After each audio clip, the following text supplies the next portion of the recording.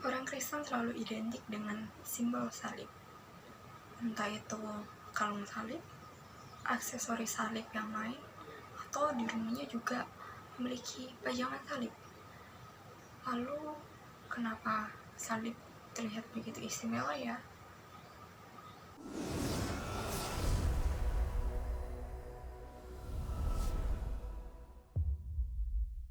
Sebelum itu, mari kita kembali membaca dan merenungkan bagaimana penderitaan dan kesengsaraan yang Yesus alami di atas kayu salib.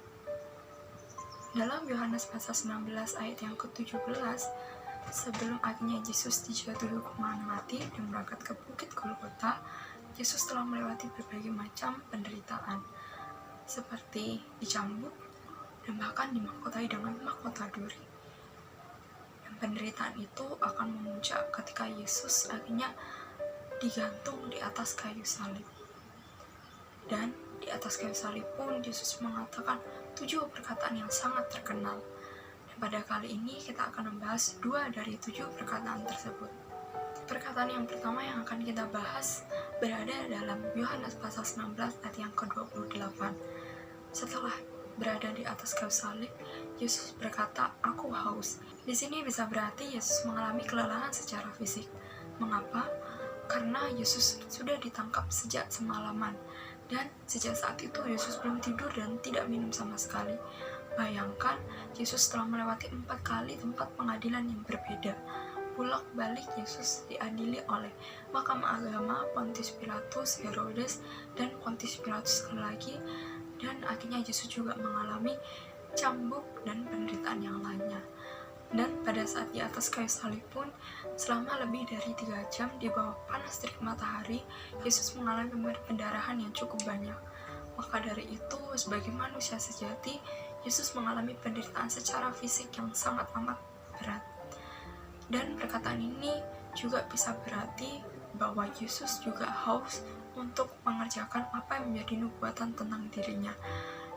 Yesus haus untuk melakukan namanya kehendak Bapa di surga. Dan dengan taat, ia tetap melakukannya, bahkan penderitaan yang harus dialami di atas kayu salib. Lalu perkataan saja berada dalam Matius pasal 27 ayat yang ke-46. Di sini Yesus berteriak dengan suara nyaring dan berkata, "Eli, Eli, lama sabachthani." Orang-orang di sekitar mengira Yesus sedang memanggil Elia. Padahal sebenarnya pada saat itu Yesus sedang berteriak karena Yesus sedang mengalami namanya keterpisahan dengan Allah. Keterpisahan secara apa dan bagaimana? Keterpisahan karena pada saat itu seakan-akan dosa seluruh manusia ditanggung olehnya. Yesus menjalani hukuman menggantikan kita manusia yang berdosa. Kita yang berdosa, kita yang bersalah. Maka sepatutnya kitalah yang harus dihukum. Kalau tidak dihukum, gak adil dong. Tapi karena kasihnya yang besar kepada kita, dan Allah tetaplah Allah yang adil, maka ia mengirim anaknya yang tunggal untuk menggantikan kita manusia yang berdosa. Maka jalan salib menjadi lambang bahwa keadilan dan kasih Allah bisa berjalan bersama-sama. Tapi pertanyaannya, kenapa Yesus tetap harus menjalani penderitaan di atas kayu salib? Mengapa bukan penderitaan yang lain? Di zaman pemerintahan Romawi pada saat itu, hukuman tersebut diberikan kepada orang yang paling berdosa.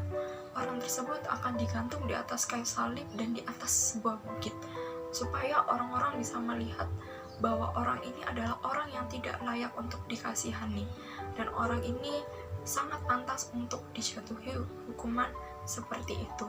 Maka hukuman salib menjadi bukti bahwa orang tersebut tidak layak di hadapan Allah maupun manusia. Itu berarti bahwa ia sedang ditolak oleh Allah dan ditolak oleh manusia.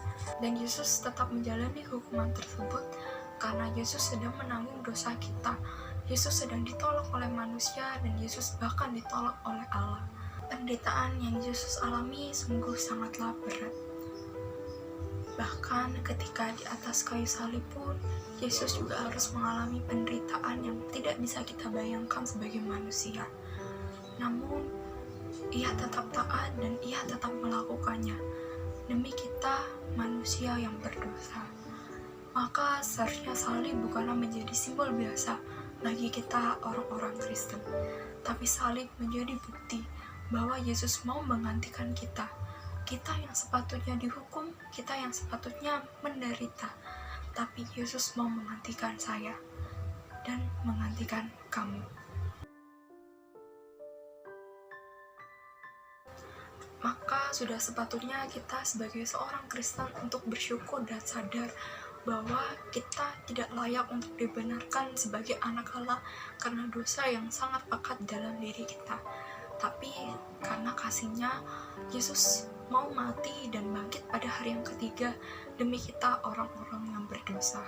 Dan karena kematian serta kebangkitannya, kita bisa beroleh namanya hidup yang kekal. Jika Allah bisa menjamin hidup kekal untuk kita, maka Ia adalah Allah yang juga akan menjamin kehidupan kita saat ini bahkan sampai nanti ketika kita akan bertemu dengannya. Marilah kita isi hidup kita dengan hal-hal yang lebih berharga lagi, supaya orang lain boleh melihat kasih Kristus di dalam diri kita, dan orang lain juga bisa merasakan anugerah Allah dalam hidupnya. Sekian yang bisa saya sampaikan.